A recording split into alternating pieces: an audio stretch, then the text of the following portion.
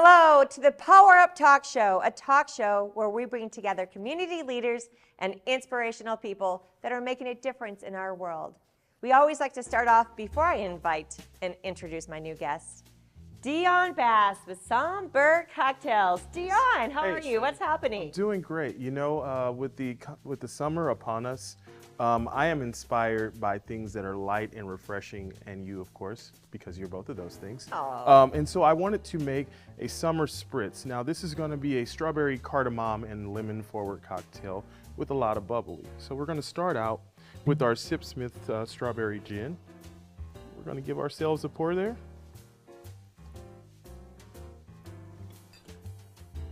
And keep in mind, these are great at parties. And then we're going to do a little bit of cardamaro amaro. It's basically a cardamom amaro. Cardamom is one of those spices that Indians use in a lot of food, but it's also great in cocktails. We're just going to do a little dash there.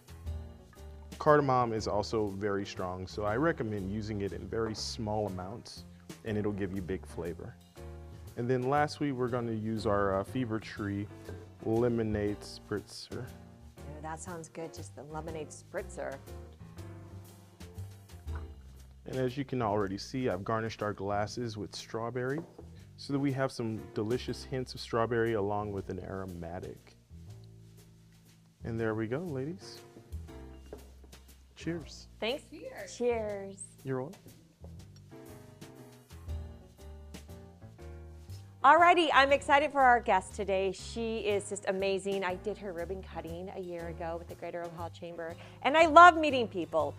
I want to introduce to you a mother, a wife, an interior designer, and an entrepreneur, Julie Hockney. Hello, Hi. welcome. Thank you And for having we're me. going to do cheers right now. Love that. And enjoy. Here's to us. Cheers. Okay. This looks awesome. Oh, Dion, so good. Very refreshing. Yum. Julie, I just fell in love with you. Well, also EWI, I'm on the board for EWI, and we had an event there, and I fell in love with the food at the Winery Deli, which they are connected to the gallery and the people. And Julie said she wasn't a speaker, but she really had a great speech. So Julie, share with the audience exactly your journey. I love to hear journeys, and it's a good one, ladies and gentlemen. Okay, well, thank you for having me. And actually, thank you for allowing me to speak, because I'm not a speaker. So at that event, I think that's what inspires me, is when people give someone a chance at something. Yeah. Because otherwise, if we never are given an opportunity, right? Like, how are we going to get anywhere? So I was actually born and raised in Omaha. I don't know if you want the Cliff Note journey. We have a half an hour. I'll cut you off when it's time to end. I'll try not to bore you. I grew up in Omaha. I had a love for interior design in high school. And I was fortunate to have an internship with a famous designer kind of in Omaha. She was the cream of the crop at the time, Ruth Ann Davis. And I just soaked in, stuff from her, and I loved it. Meanwhile, I'm 17, and my choir director basically said, "You need to be a music teacher." And I was like, okay. Because when you're 17, I think if someone sees something in you, you just do it. And so I've always had a love for music and kids and education. So I went on to be a study music at the University of Kansas, go Jayhawks, and loved teaching. And I decided what I really loved was inner city. And so when it came time to do our internship, I think I've always been one to kind of want to go the opposite the crowd. That's just how I'm wired. And I got my first taste of that when everyone wanted to go to the suburban high schools. I said, "What else do you got?" And they said, "Well, there's this school called Frank Rushton, but it's overpacked. There's no room. There's no budget. It's pretty sad. It's low economic." And I said, "Sign me up." Yeah. And they're like, "What?" And I said, "I want to go. I want the challenge. I love the people." And so I did that for a few years. Meanwhile, my boyfriend at the time, who's now my husband, was a music performer.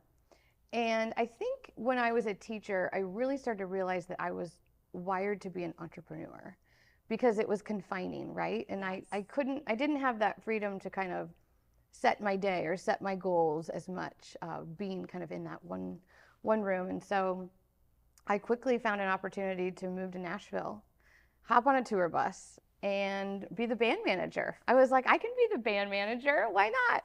Just wait. Who has a dream out there? I'm going to hop on the bus with the band. Yeah.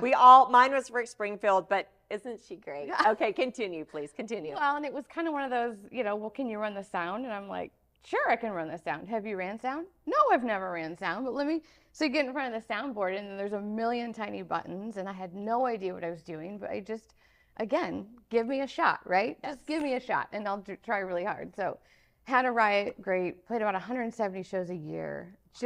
I knew it was the time to do it. No kids and so whatever. So that's kind of happening. And then I still have this desire thinking, I really do think I want to be a designer. That I feel like was my original calling. So I'm going to take a few classes in Nashville and make sure it still feels right, test the waters. And I fell right back in love with it. My teacher tried to give me a job and hire me. And I said, no, I don't think I'm going to be in Nashville forever. So I convinced, it took a little bit of convincing, but my husband, it was time to go back to Omaha. Yeah. And I had a great opportunity, actually. My stepdad had a designer move from California. She was starting a small firm, and to be alongside someone at a small firm and really see the ins and outs of it, it was a gift. So again, I'm back here, not knowing this or that, and just figuring out the marketing, the finance, the everything. Fell in love with it, and then I had my daughter in 2007. And I think I really kind of thought, okay, this is what you do, and I'm gonna be a stay-at-home mom.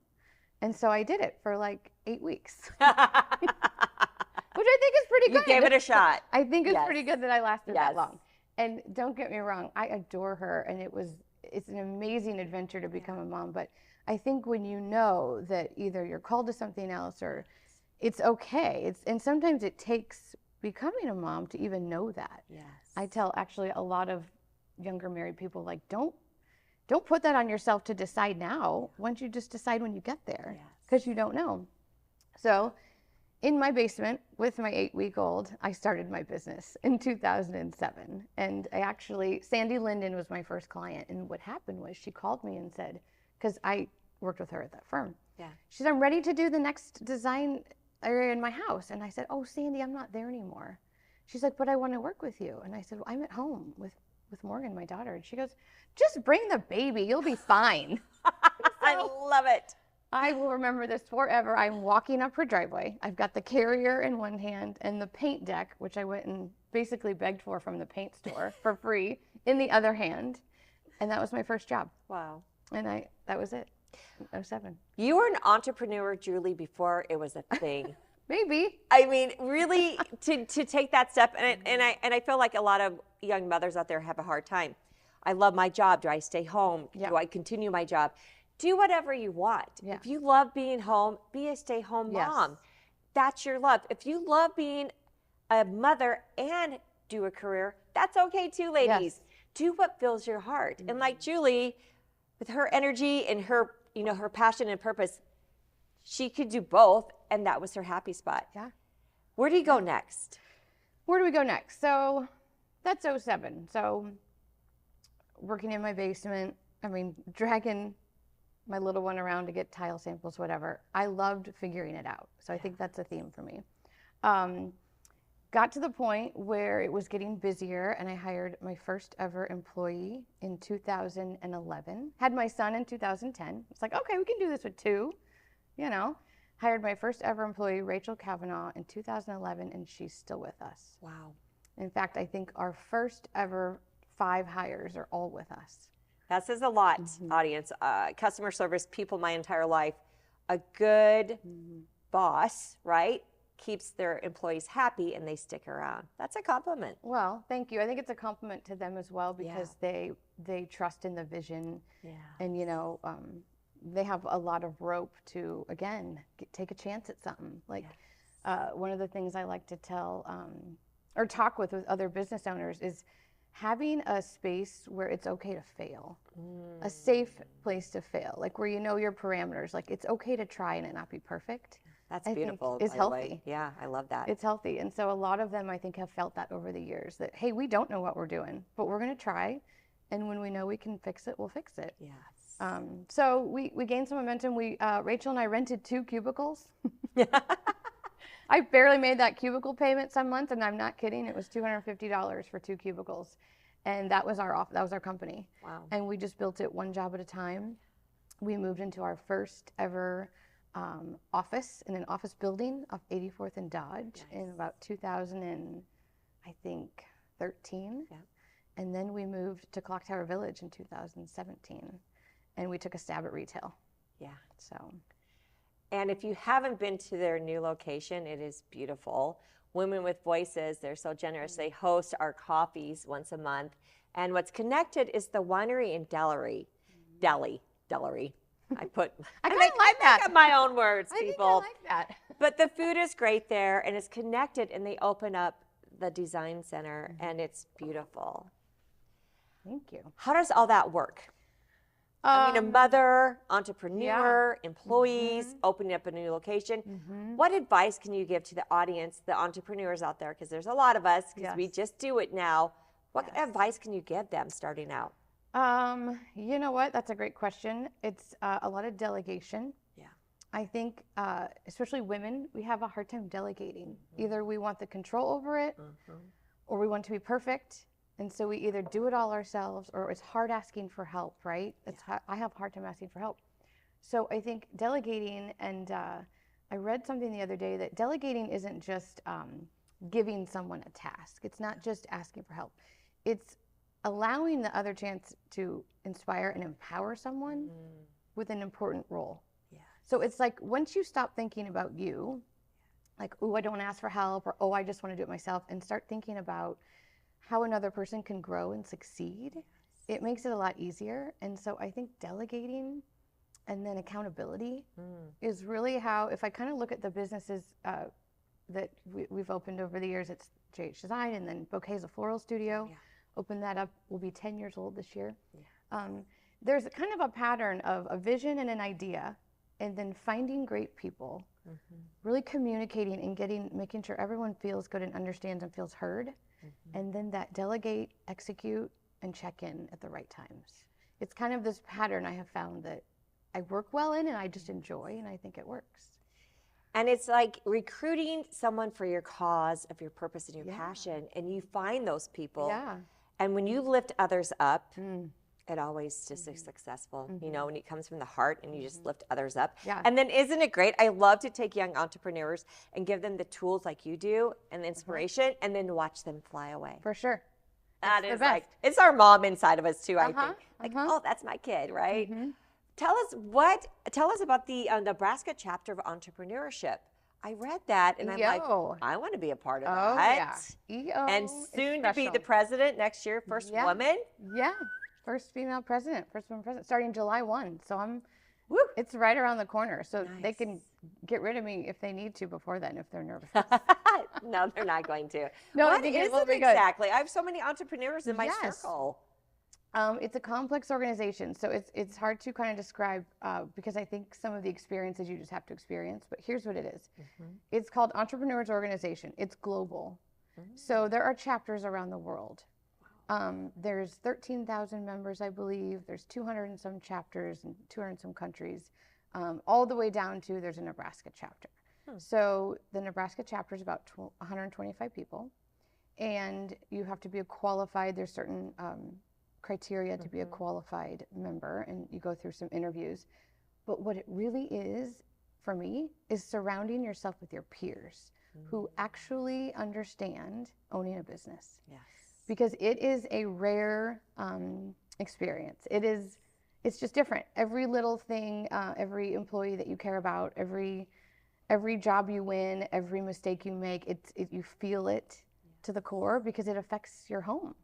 You know, it affects everything when you're the owner, and just building things brick by brick, and things like finance and HR and marketing, like you wear all the hats. All the hats. Yeah. It's overwhelming. Yeah. And So- they say entrepreneurship is a lonely thing, right? Because They you're do used to say working this. with the community or with Yes. your coworkers, and all of a Yes. sudden you're doing everything. Yes, and my husband has said to me sometimes, lonely at the top there, Jules, isn't it? And I'm like, it can be, because there's things you just can't share with other people because either it's inappropriate or they don't understand, or so this is a group that you can just have total freedom to share and learn. And it's really a belief in not giving people advice because they say you don't want to should on people all the time. Yeah. But sharing maybe an experience you've been through that could help someone else is like the root of it. And it's a blast. I mean, it's a riot. it's fun because they're all entrepreneurs, so they're crazy and they're adventurous and they'll try anything. So Do they meet once a month, or is it Yep. is it like a happy hour, a coffee, a lunch? Do they mix it up? yeah, it's kind of twofold. And I was the membership chair last year, so this was kind of always my speech to potential members. It's a twofold organization. One is when you're a member, you have access to phenomenal events that only members can go to. I mean, they will bring in keynote speakers. They brought in Amanda Knox in March. The book, the Yeah, author, the Italian entrepreneur. Yeah. story. Wow. Yeah, so wow. they bring in like real deal keynote speakers to help you as a person, a business owner, a mom, all the things. And so you have access to all these learning events. You can go to as many or as little as you want. It's an organization where what you put in, you're going to get out. Yes. Then it boils down to you have a forum group, which is even harder to explain, but it's a boiled down group of 6 to 8 to 9 people that we meet once a month.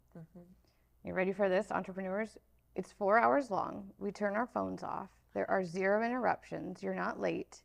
And you are totally in the moment of your people. And you can share everything. And it's your time to help each other through whatever you're going through. It could be anything. It could be a merger. It could be an HR thing. It could be a family issue with a child, a parent, a spouse. It could be a hobby you're trying to do. It could be your next business venture. It could be a bankruptcy. Like, there's nothing that's off limits, and it's a safe place to help each other. How do you find that 6 to 8 people? Are they randomly put You together? just kind of find each other. It's a weird, it's an awkward dating game. We'll call it that. So when you join the organization, you find out which forums have openings, and you kind of start to interview and find the right fit. Nice. Yeah, EO's changed my life. And how much is it, like an average? I'm a professional connector, networker. Is it like $300 a month, or how much is the fee usually? For EO? Yeah. It's steeper than that. It's by year. Okay. And there's global dues and local dues. I think it totals about $5,000 a year. Okay. So. But you get to go global, and you get to attend global events, correct? So it's like up a notch, ladies and gentlemen. It's guys and girls. It's cool. But that is pretty Yes, amazing. it's guys and girls. There's What less made you decide to females, be but- yes to president? That's a lot of responsibility. That's a great question. I say yes was all like, the time. Are you sure you don't have anyone else? But, you know, being on the board and getting to experience some of the bigger roles like membership chair, I care a lot about it. And I have found that spending time on things I love doesn't feel like work or isn't scary to me. Like if I'm with people that build me up, I know I'm helping future business leaders. If it's something I really believe in and care about, it's not scary and it's not boring and it's not annoying. I love it. And so I said, why not? It's only a year. It's only a year. You can do it. Yeah. It'll be Well, good. if you want any information on this, we're going to share it on the YouTube channel. And Awesome. you never know, right? You're looking for new members? All the time. All right. Well, Yeah. we're going to share it. Yeah. More about Julie. Tell us more about Julie. Okay. As a little girl growing up, what was something or someone that inspired you that made you really look up to them? That's a great question. I often think of, I had an aunt named Stephanie, and she has since passed. She was lovely. And she was the person who like lit up a room. And when you talk to her, you felt like you were the only one on earth. It like makes me tear up. But do you know what I mean? Like she was so intentional. And so one of my favorite quotes is, be where your feet are. Like, who cares what happened yesterday? I'm not worrying about tomorrow. Like, I just want to be here and do it. And she like emulated that to me. And I remember admiring that at a young age. And so I've always tried to do that. Yeah. You know, with Women with Voices, we have the Woman of the Year audience. So if you are wanting to really showcase someone that you grew up with or someone that has built you up, we're going to be kicking off the summit, speaking of Women with Voices Summit 2025 in January. And Julie's going to be a panel speaker with entrepreneurship. Oh, that's right. Does that slightly surprise you? No, I like the best. Yes. Oh. And that is the chance, ladies and gentlemen, that you can announce and nominate that person. Yeah. What's the one thing, if you could look back at time and think, boy, I spent too much time doing this. I wish I would have focused here. Anything that comes to mind? Probably not, because I feel like everything I've been through got me to the next thing. And I always think everything happens for a reason, right? you look back and think, oh, that was terrible at the time, but that I met this person through it, or I learned this lesson. I think if anything, I wish I would have maybe realized sooner that some of these business opportunities and that like I can do it. You know, people talk about like imposter syndrome. Yes. I'm thinking, well, what's little old Julie school teacher ever going to do like running a business? And so you're like, wait a second, there's people out there that that want to get on board and that are inspired. And so, I don't regret anything or think anything took too long though. Everything has a purpose and a time and a place. Julie, how can we get a hold of you? I'm wanting to redo my whole house. Oh boy. I need a new designer that's sassy and cute. Yeah. And full of energy. How do people get a hold of you? It's a great question. You can call me. No, I'm kidding. Don't call me. No, you can. No, she's very busy. I'm You have to kidding. get on the waiting list. I actually always give people myself because I'm like, whatever. That's a great question. So I love to direct people to our website first, which is jhdesignOmaha.com. We actually now have jhdesignsteamboat.com because we opened an office there. I forgot the second location. How amazing. But it's a great way, I think, to just see some of our work because I think our work is so visual. Yeah. And people might connect with a space they see and think, ooh, I want, my home to look like that, or my office to look like that, or my restaurant. So that's a good place to start. And then we actually have, since we do commercial and residential design, we have a director of each one. So Mary Evans heads up our residential design if you're looking for your home. And she's really good at finding out, I've always said, no job is really too big or too small or doesn't have to be, it's the relationship. Yeah. If we can help you and we add value, you're a client for us, right? And so it's our job to communicate kind of what that looks like. So Mary takes care of making sure any new residential projects that come in are matched with the right designer because it has to be a good fit. Yes. And then Jenna Wiley joined our team. She's great experience in the commercial world. She heads up all of our commercial projects. So, we're working on things like restaurants, like we did Oodalali, or we're doing the new Let It Fly, or office buildings. So that's impressive. Yeah. You've really grown in that time frame. Yeah. That's awesome. So it's fun. So people can find us. They can even just come in. That's why we love the retail aspect. Come into the studio. It's open to the public. Look around. I think you get a feeling for the team and what it's like to work with us when you just stop in. So. Alrighty, well, thank you for being a lovely guest. Yeah. Future speaker of Women's Summit 2025. And she's actually going to be our monthly speaker for Women with Voices coming up. We're not sure if either July or something like that. We don't know who does details like that. Just remember, audience, that you can make a difference. Just take that first step. Be that person to help that other person out. Give a smile, give a heart, and let's make this world a better place. Have a great day. Thank you. Thank you.